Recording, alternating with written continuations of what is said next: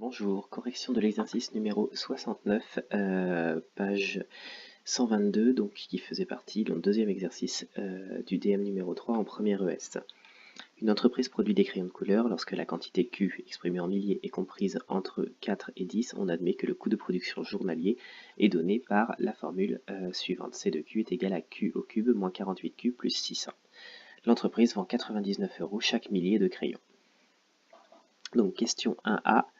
On va demander d'exprimer la recette pour la vente de Q milliers de crayons. Donc la recette, je vais la noter R, et c'est une fonction de la quantité en milliers, donc R de Q.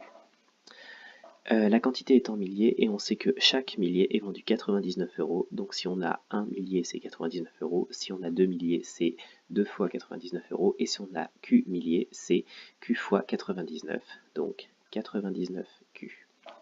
Il s'agit en fait d'une fonction linéaire. Pour la question B, on demande de montrer que le bénéfice journalier B de Q, exprimé en euros, est donné par B de Q est égal à moins Q au cube plus 147Q moins 600, avec Q appartenant à 4, 10. Alors déjà, le fait que Q appartient à 4, 10, c'est donné dans l'énoncé. Et le bénéfice est donné en prenant la recette et en enlevant à la recette le coût de production. Donc on va avoir B de Q qui est égal à la recette, donc R de Q, moins le coût de production, c'est-à-dire C de Q.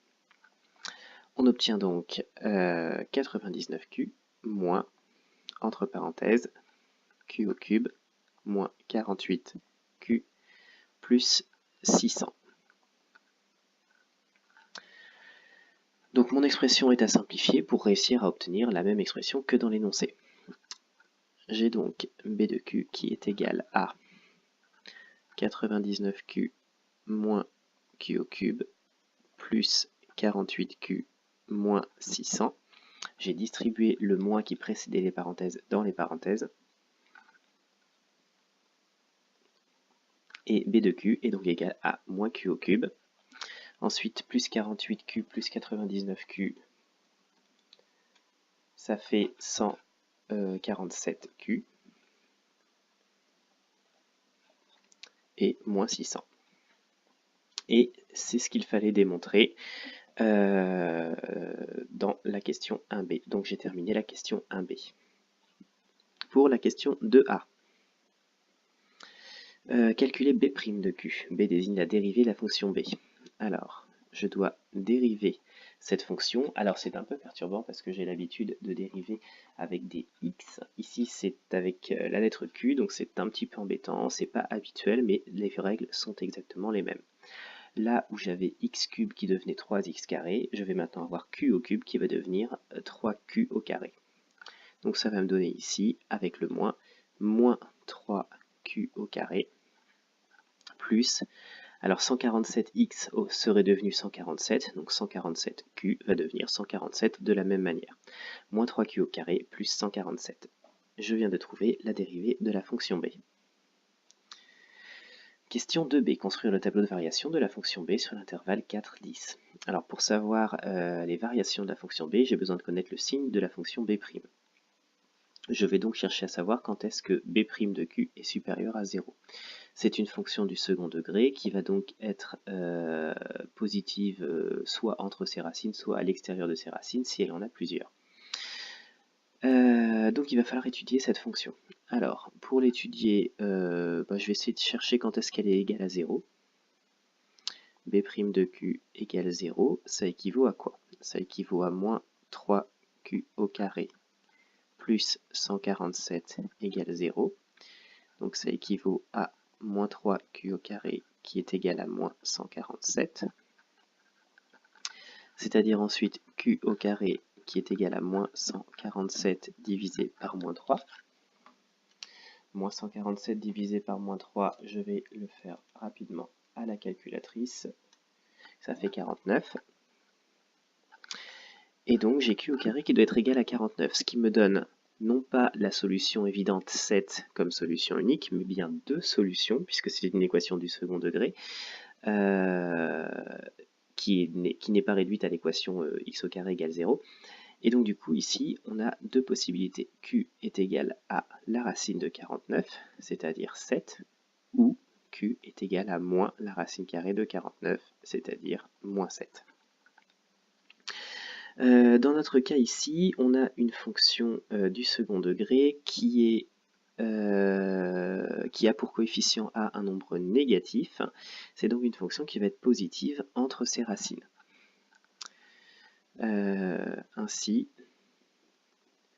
comme alors le coefficient A c'est moins 3, donc moins 3 est plus petit que 0, B' est positive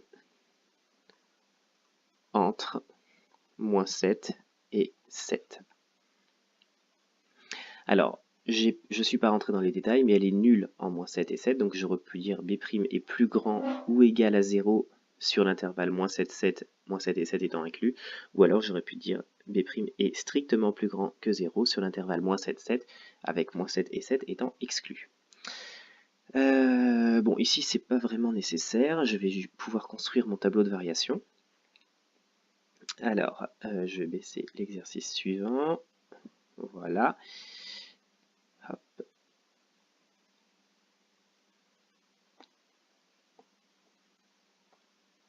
Alors, où en étais-je?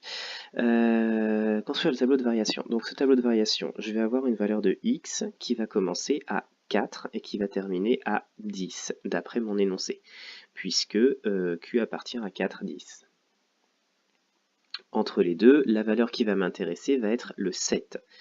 Le moins 7, en l'occurrence, ne m'intéresse pas puisqu'il ne fait pas partie de l'intervalle des... Alors j'ai dit x d'ailleurs, c'est pas les x, c'est Q.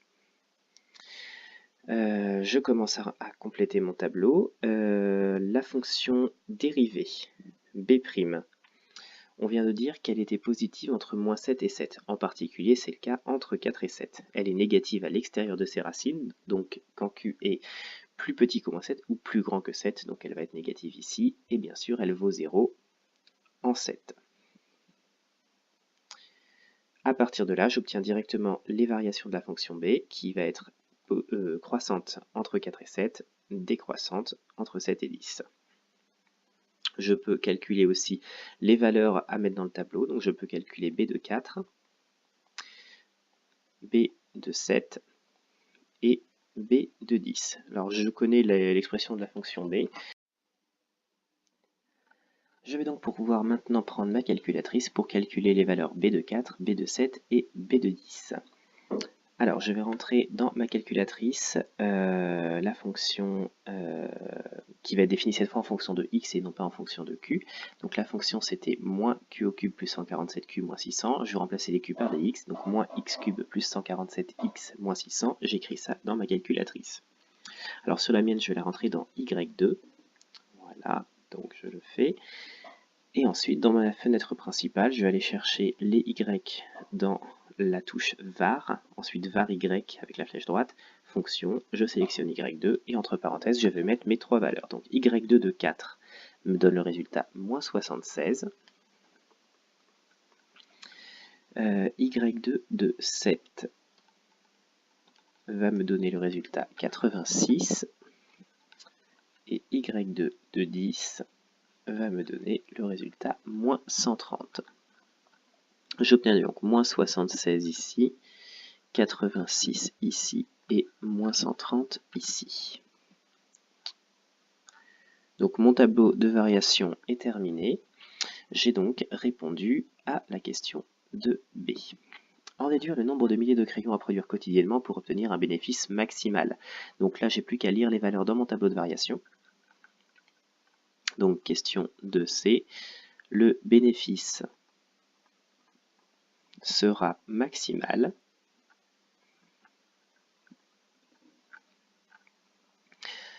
pour 7000 crayons et question D, il sera alors de 86. Alors 86 quoi? Il faut que je reprenne mon énoncé. Le coût de production est exprimé en euros. 99 € chaque millier de crayons, donc les coûts sont en euros. Donc puisque c'est exprimé en euros, il sera alors de 86 €. Voilà, j'ai donc fini de résoudre cet exercice numéro 69.